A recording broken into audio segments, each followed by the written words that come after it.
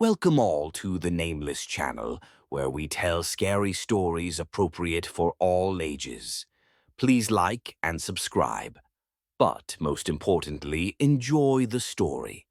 On a chilly Halloween evening, the streets were alive with little goblins, fairies, and heroes, each eager to collect their sugary bounty. Among them was a young boy, dressed as a gallant knight, his excitement barely contained as he strolled alongside his parent. The neighborhood was a blend of laughter and the rustling of autumn leaves, folding into a scene of enchanting yet eerie festivity. As they ventured deeper into their trick-or-treating journey, the boy's eyes were drawn to a particularly ominous decoration. It was a life-sized figure of a ghastly specter, its eyes hollow but seemingly following those who dare to glance its way. Against the gloomy backdrop of the city night, its features were disturbingly realistic, casting shadows that danced with the wind. Entranced by the ghostly ornament, the boy's steps slowed, and eventually he stopped. His parent, caught up in the light-hearted chaos of the night, continued walking, unaware of their son's pause. A sudden cold breeze whispered through the trees, and with a shiver the boy tore his eyes away from the decoration. To his alarm, he realized he was now alone. The familiar presence of his parent vanished in the sea of costumes and laughter. Panic flooded his small frame like a chill, his eyes quickly scanning left and right for any sign of his parent. His heart raced as if responding to the drumbeat of fear pounding in his ears. In that moment of rising dread, the boy noticed something even more unsettling. The streetlights, usually a comforting guide, began to flicker erratically as though the night itself was encroaching upon him. The world around him seemed to dim, as if a blanket of shadow was being pulled over the vibrant tapestry of Halloween. Each light flickered, then extinguished, drawing the darkness closer and closer. A sense of being watched by unseen eyes grew with the lengthening shadows, riveting him to the spot in terror. Desperate, he opened his mouth and shouted, a small but piercing scream that cut through the noise of the night. It was both a call for help and a release of the fear that gripped him. That cry, however, did not go unnoticed. His parent, alert to his absence by instinct, responded with a voice full of relief and urgency, calling out to him to catch up. As if recognizing the power of that familiar voice, the lights blinked back to life, banishing the oppressive darkness. The veil lifted from the boy's world, restoring color and activity to the street. It was as though his parents' presence alone had commanded the night to retreat. With newfound energy, the boy ran, his little feet pounding against the pavement, each step drawing him closer to safety, to the comforting hand that reached out to him.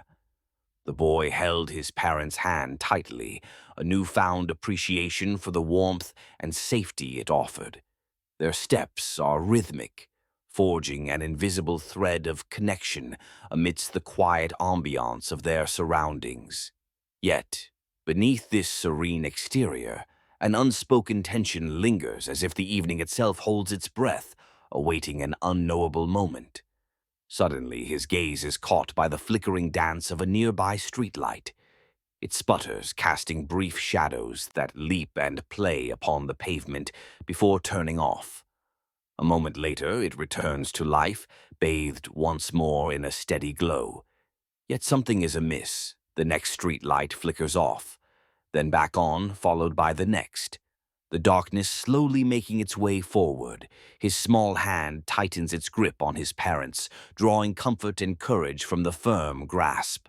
The lights, he breathes, his voice laced with a tremor that betrays his attempt at composure. They're turning off. It's like the darkness is following us. His parent, a solid bastion of logic and reassurance, responds with a gentle smile. They turn to gaze in the direction of the boy's fear, but the street remains a canvas of calm normality, punctuated by rows of unwavering streetlights. It's okay, the parent assures, their voice a soothing balm to the boy's growing sense of dread. Yet the boy cannot sever his eyes from the spectacle. It is as if the shadows conspire in silent assemblies, their whispers carried on the evening breeze. Soon they arrive home, a sanctuary of light and warmth. Yet this refuge is not strong enough to dispel the boy's apprehension. He insists that each lamp, each bulb, blazes with brightness, an impromptu beacon against the encroaching night. His steps are hurried, restless, as he flits from room to room, ensuring that no corner is left dim. At last, stationed by a window, he lets his gaze fall upon the street, now a collection of luminous sentinels standing guard against his fears.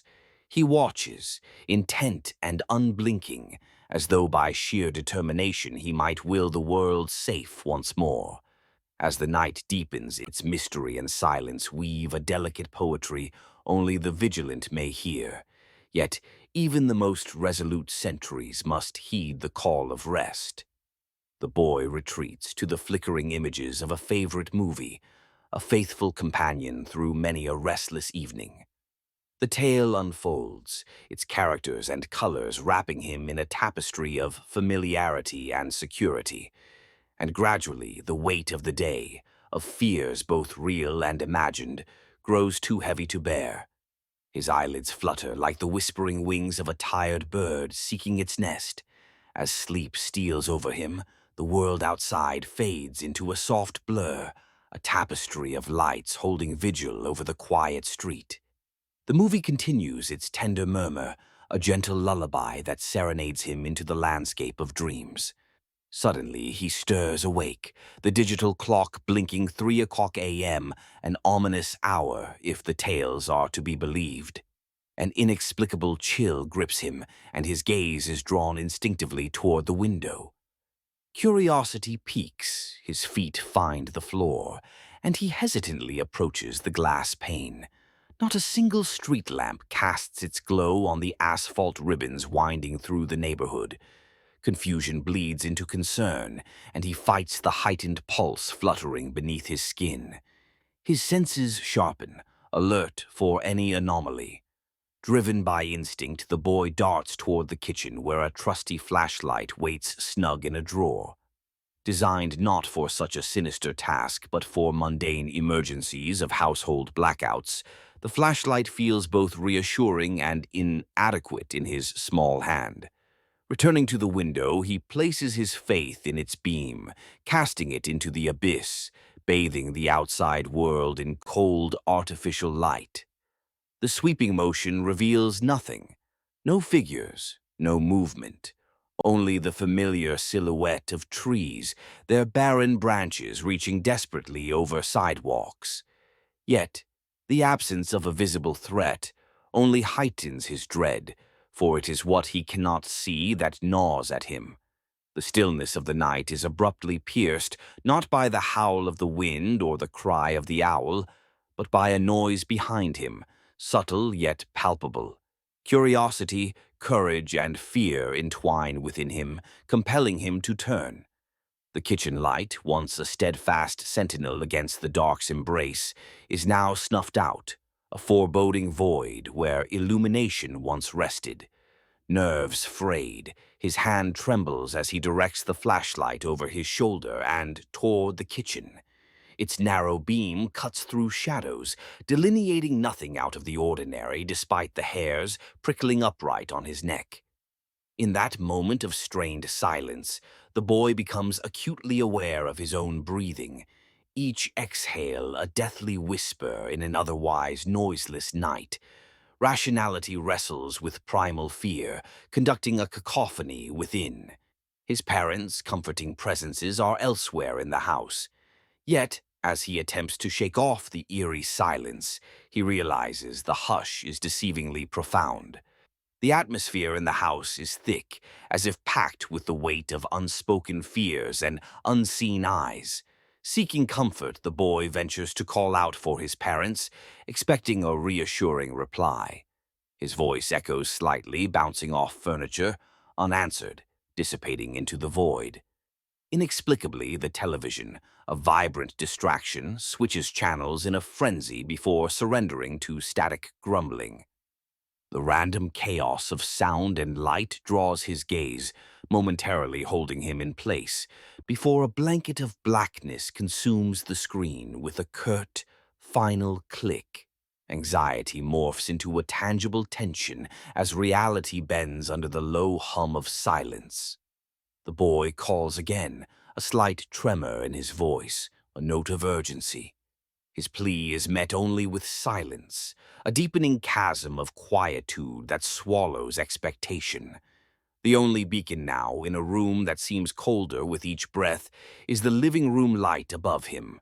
It flickers precariously, reminding him of its fragile power, and then, almost sensing his reliance, extinguishes into uselessness.